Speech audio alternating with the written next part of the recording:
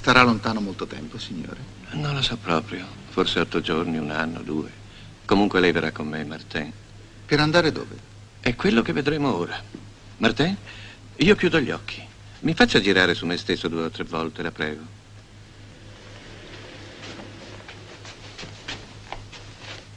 Dov'è la carta? Proprio davanti a lei, signore.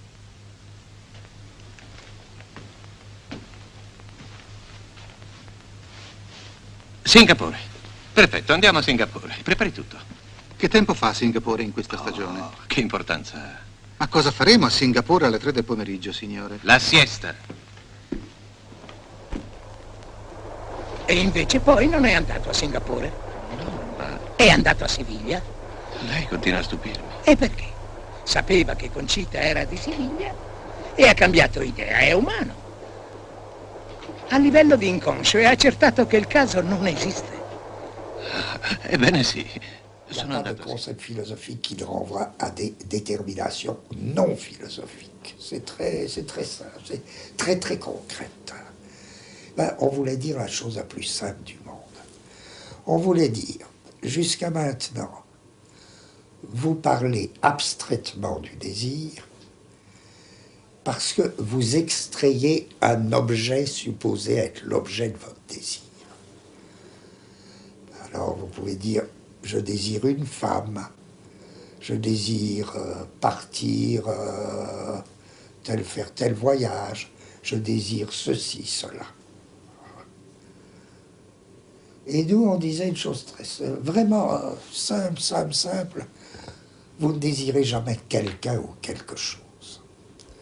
Vous désirez toujours un ensemble. C'est pas compliqué. Et notre question, c'était, quelle est la nature des rapports entre des éléments pour qu'il y ait désir, pour qu'ils deviennent désirables. Je veux dire, je ne désire pas une femme, là j'ai honte de dire des choses comme ça, c'est Proust l'a dit, et c'est beau chez Proust. Je ne désire pas une femme, je désire aussi un paysage qui est enveloppé dans cette femme. Paysage qu'au besoin je ne connais pas et que je pressens. Et tant que je n'aurai pas déroulé le paysage qu'elle enveloppe, je ne serai pas content, c'est-à-dire, mon désir n'aura pas abouti. Mon désir restera insatisfait. Là, je prends un ensemble à 2 termes, femme, paysage, mais c'est tout à fait autre chose. Quand une femme dit « je désire une robe, tiens, je désire ça, telle robe, tel chemisier », mais c'est évident qu'elle ne désire pas telle robe, tel chemisier dans l'abstrait. Elle le désire dans tout un contexte, qui est un contexte de vie à elle, qu'elle va organiser. Le désir en rapport avec non seulement un paysage, mais avec des gens qui sont ses amis, ou avec des gens qui ne sont pas ses amis, avec sa profession, avec etc. Je désire jamais quelque chose de tout seul. Je désire bien plus. Je désire pas un ensemble non plus. Je désire dans un ensemble. Alors là, on pourrait revenir, c'est autant de fait, à ce qu'on disait tout à l'heure sur l'alcool, boire. Mais boire, ça n'a jamais voulu dire je désire boire, et puis voilà. Ça veut dire ou bien je désire boire tout seul en travaillant, ou bien boire tout seul en me reposant, ou bien aller retrouver les copains pour boire, aller dans tel petit café. En d'autres termes, il n'y a pas de désir qui ne coule, je dis bien qui ne coule dans un agencement.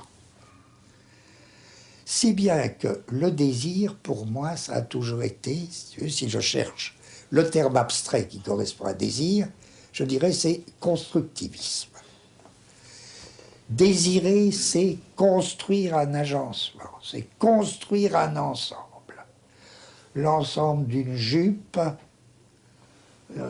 d'un rayon de soleil, d'une femme, d'une rue, voilà. L'agencement d'une femme, d'un paysage, d'une couleur. Voilà ce que c'est un désir. C'est donc construire un agencement, c'est construire une région. c'est construire, c'est vraiment...